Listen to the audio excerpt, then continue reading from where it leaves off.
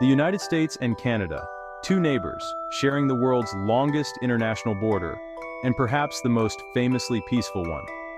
Stretching over 500 miles, it's a line that's more symbolic than physical, a testament to decades of trust and cooperation.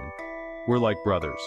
One's loud, loves fireworks, and never misses a chance to celebrate, while the other's polite, quick to apologize, and always ready with a friendly, sorry.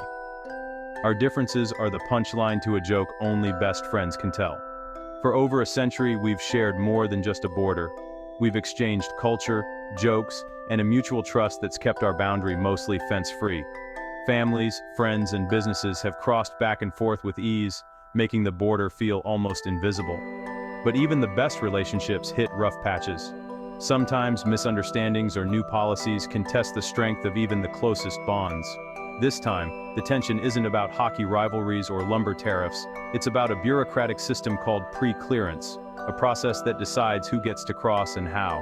A new US law has Canadians furious, sparking a tourism boycott and turning once busy border towns into near ghost towns. Local businesses are feeling the pinch, and the friendly flow of visitors has slowed to a trickle. It's a story of security, sovereignty, and how even well-intentioned government actions can turn a good thing into a diplomatic mess, straining the trust that took generations to build. So buckle up. We're diving into the US-Canada pre-clearance battle, where complicated policies collide with real-world consequences, and where the fallout is felt on both sides of the line. Let's see how a seemingly simple system became a cautionary tale for two of the world's closest friends, and what it means for the future of this legendary border. What is pre-clearance? Imagine doing your US customs check in Canada before you even board your flight. US officers set up shop in Canadian airports, turning a corner of Toronto or Vancouver into a mini America. You clear customs there, then land in the US and walk straight out. No lines, no hassle. For travelers, it's a dream. Less stress, more convenience. Airlines love it too, since flights can land at smaller US airports. It's a win-win, built on trust and cooperation. For years, it worked beautifully, a rare government program that actually made life easier. It symbolized the deep partnership between the two countries, which, of course, made it ripe for political meddling. Because if it isn't broken, someone's bound to fix it. Enter the Enhanced Hospitality and Security Act of 2025, a name that sounds friendly, but isn't. On paper, it promises to streamline travel and keep both countries safe, but the reality is far more complicated and controversial. The new law gives US officers in Canada unprecedented power. They can now carry guns and detain Canadians on Canadian soil if denied entry to the US. This is a dramatic shift from previous agreements, where US officers had to follow strict limitations and were mostly unarmed. Before, their authority was limited to paperwork and questioning. Now, it's a legal gray area, with blurred lines about who's really in charge at the border. Canadians saw this as a violation of sovereignty, foreign officers detaining citizens, using foreign rules in their own country. The idea that someone from another nation could enforce their laws on Canadian soil struck a nerve. The Canadian government protested loudly, arguing it undermines the original spirit of partnership and mutual respect that defined the border for decades. The US insisted it's about security and would only be used in rare, exceptional cases. Reassuring words, but not enough to calm the growing unease. But to many Canadians, it felt like being treated as a security buffer, not an equal partner. The border, once a symbol of friendship, now seemed like a checkpoint of suspicion. Trust cracked, and the stage was set for a major fallout. The sense of easy travel and open arms was replaced by tension and uncertainty. What was once a symbol of cooperation now felt like an overreach, a line crossed that couldn't be easily uncrossed. The border's friendliness was suddenly in question, and travelers who once crossed with ease now hesitated, unsure of what to expect. And Canadians weren't about to let it slide. Protests erupted, voices grew louder, and the debate over sovereignty and security took center stage. Canadians responded with their wallets. A nationwide boycott of US tourism, hashtags like Boycott USA and Sorry Not Coming, trended as trips were canceled and plans scrapped. It wasn't just about money, it was about respect and sovereignty. Border towns in the US felt the sting: empty malls, quiet ski resorts, and slumping hotel bookings. The economic impact was immediate, especially in states that rely on Canadian visitors.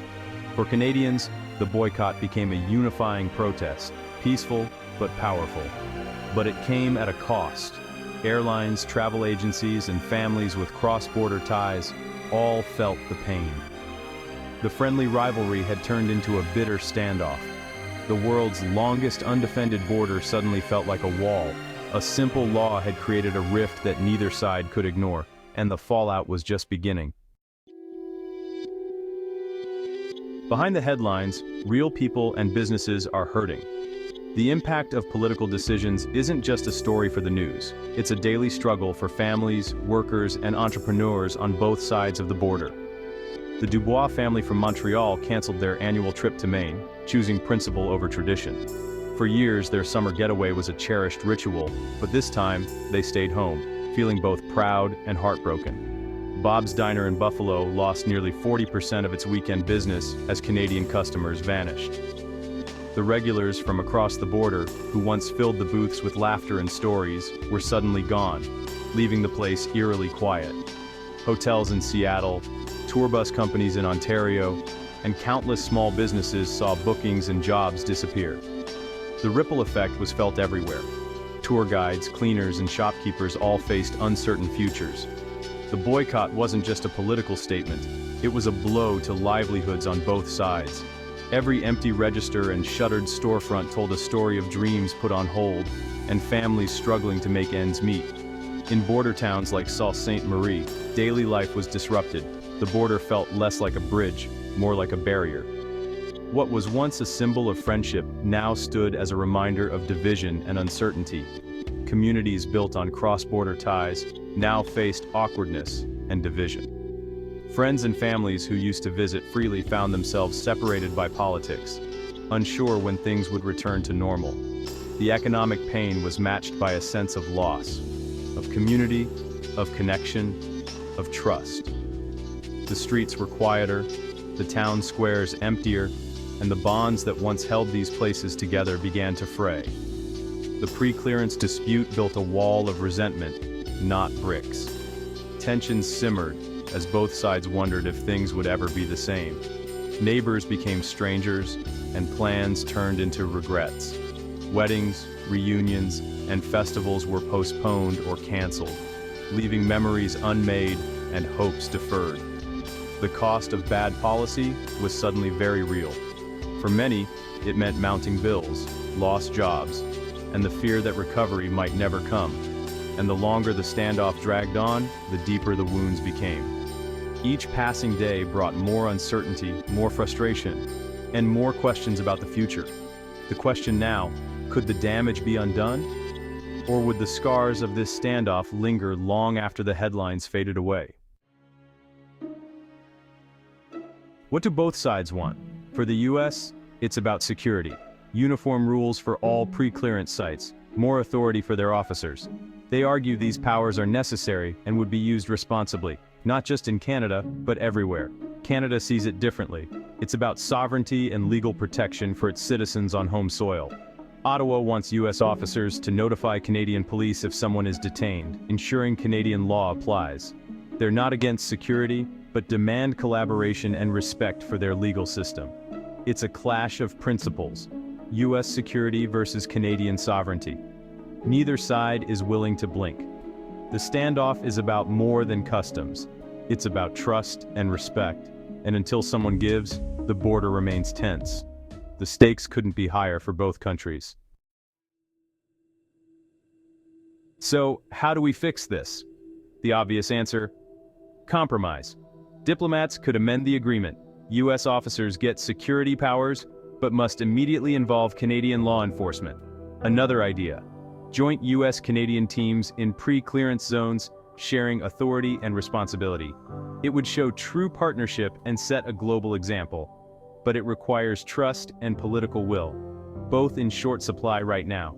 Leaders need to step back, see the damage, and negotiate quietly.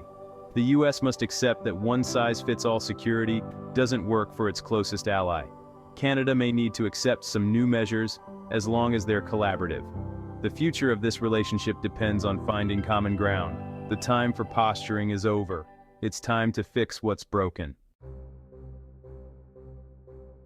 As of October 4, 2025, the standoff drags on. The tourism boycott deepens, hurting businesses and border communities. Fall tourism is down, and winter resorts are bracing for more losses.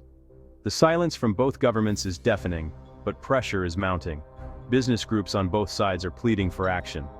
The dispute has exposed just how intertwined the two economies are, and how fragile trust can be. The next few weeks are critical. Back-channel talks may be underway. The best outcome? A revised agreement that balances security and sovereignty. Until then, uncertainty reigns, and the cost of inaction grows. The ball, or hockey puck, is in the politicians' court. Time to take the shot. This story isn't over. It's evolving by the day. The outcome will shape US-Canada relations for years to come. It's a test of how close allies balance security and sovereignty. What can you do? Stay informed, talk about it, and let your leaders know where you stand. Ordinary citizens have already made a difference. Your voice matters. Don't let this fade into background noise. Demand a sensible resolution. We'll keep following the story, watching for breakthroughs or setbacks. Check back for updates, stay engaged, and hope for a return to the friendly, boring border we all love. Because even the best friendships need care, and sometimes a little push from the people. Now, if you'll excuse me, I'm off to stress eat a bag of ketchup chips.